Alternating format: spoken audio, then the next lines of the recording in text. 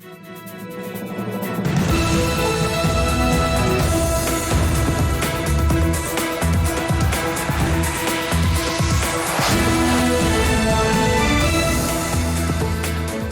good evening. This is TV7 Israel News broadcast to you from Jerusalem.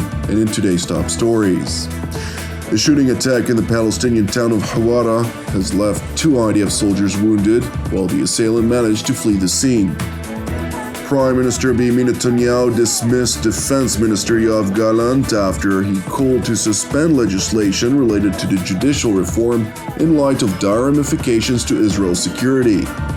Amid intensified public discord, which includes a nationwide strike by Israel's major labor unions and private sector, Prime Minister Netanyahu is seeking approval from his coalition partners to postpone legislation related to judicial reform until after the Passover and Independence Day holidays.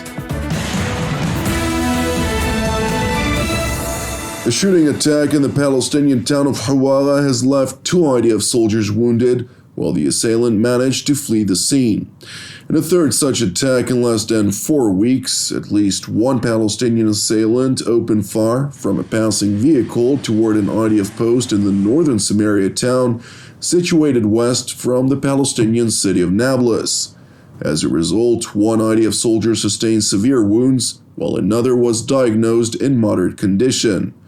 In response to the attack, a joint manhunt of a few branches of the Israeli security establishment has been launched in pursuit of the attacking assailant.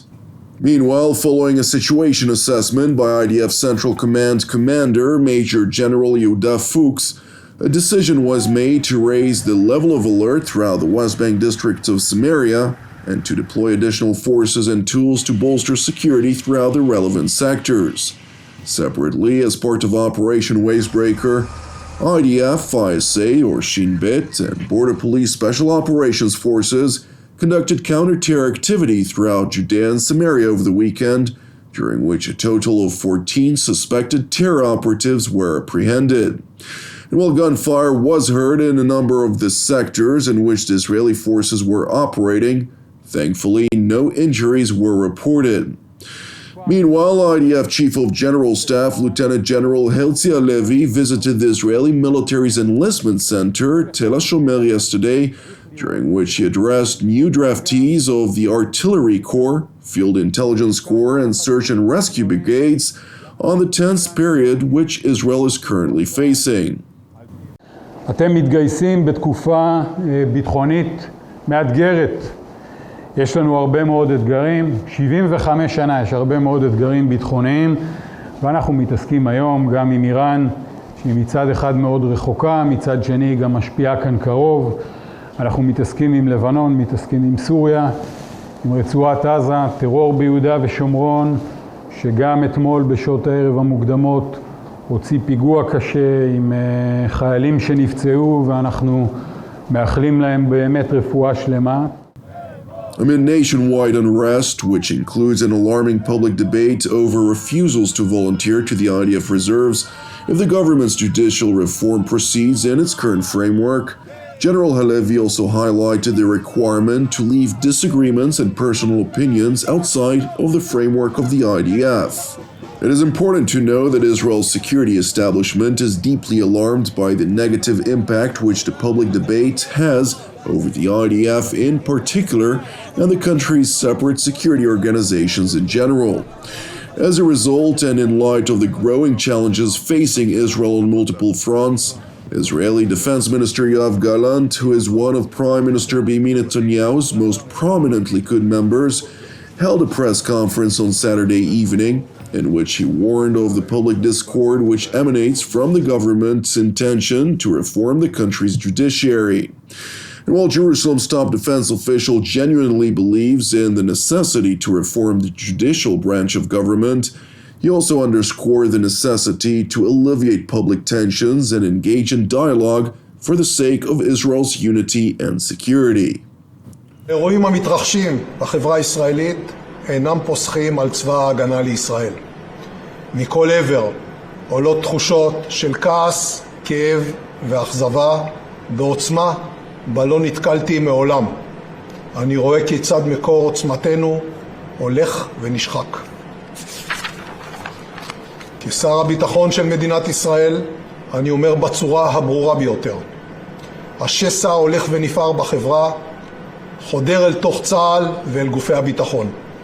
זו סכנה ברורה, מיידית ומוחשית לביטחון המדינה.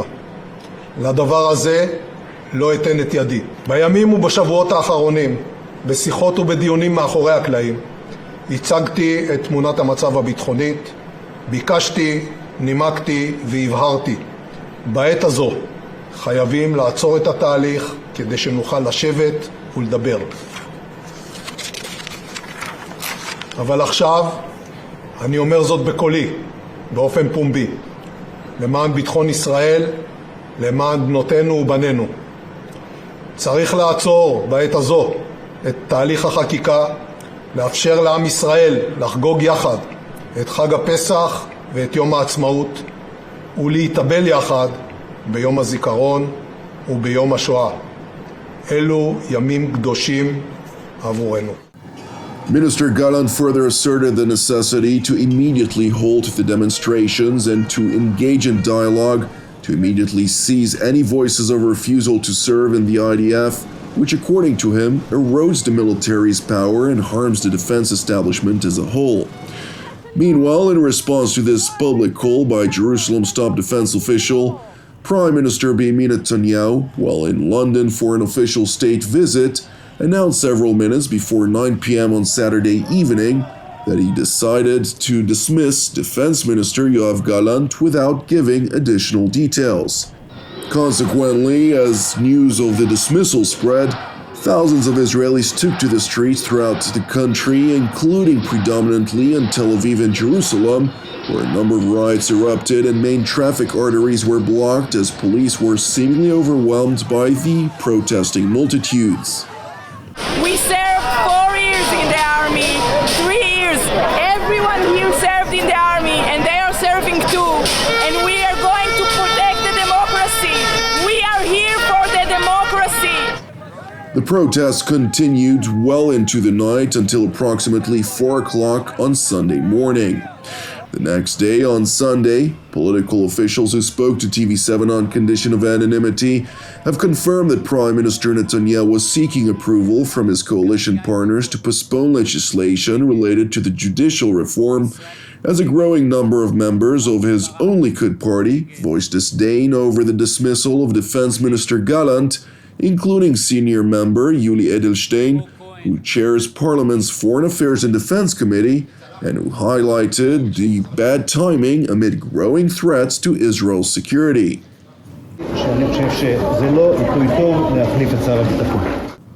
Meanwhile, in spite of the repeated calls on the government to postpone its legislative push, Chairman of the Parliamentary Constitution, Law and Justice Committee, Simcha Rotman, pledged to unyieldingly persist, insisting that calls by growing numbers of senior members of the military and the public were seemingly illegitimate.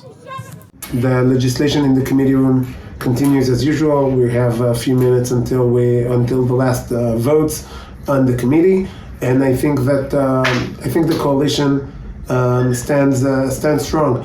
The fact that people demanding to stop legislation because some groups do not accept the outcomes of the elections in Israel, I think it's the most undemocratic thing one can imagine, and no democratic country should accept this halt in legislation when it comes out in the threats of people in the army, in the streets, demonstrating against it, and basically demonstrating not against a specific act or a specific government. They're demonstrating against the people, against the choice of the people, and that's undemocratic. Subsequently, during a seeming unruly committee session that included a vote on the reform's most crucial bill related to the appointments of Supreme Court judges, the coalition approved the proposed law for possible ratification in Parliament's plenum, which could be deliberated as early as tonight.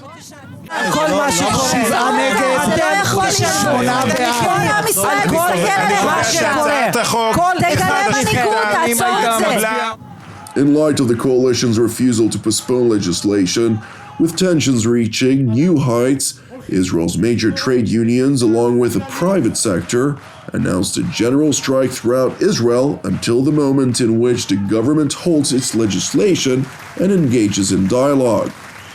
כולנו, מעסיקים ועובדים במדינת ישראל לאורכה או לרוחבה, עוצרים את המהפכה המשפטית ועוצרים את הטירוף. Major public and private businesses nationwide followed up on the call, including most academic institutions and even the health sector, with Israel's Medical Association pledging its support. Moreover, Ben Gurion International Airport suspended almost all departures until further notice. So we tried to get home to Vienna, but nobody told us if we can fly, or earliest in 2 hours we will get more information if our flight will start today or not. So we're waiting and hope for good news so that we can go back to Vienna. It is important to know that following extensive deliberations among leaders of the governing coalition in Jerusalem, in light of the Prime Minister's aspirations to find a compromise, an agreement has been reached several minutes after 6 p.m. earlier this evening, which includes a suspension of the legislative part of the judicial reform by 1 month. Thank you for watching TV7 Israel News. We would like to encourage you, pray for our persecuted brothers and sisters worldwide, as well as for the peace of Jerusalem and salvation of Israel. I'm Jonathan Hassan, wishing you a Shavua Mevorach, and God willing, we'll see you again tomorrow at the same time.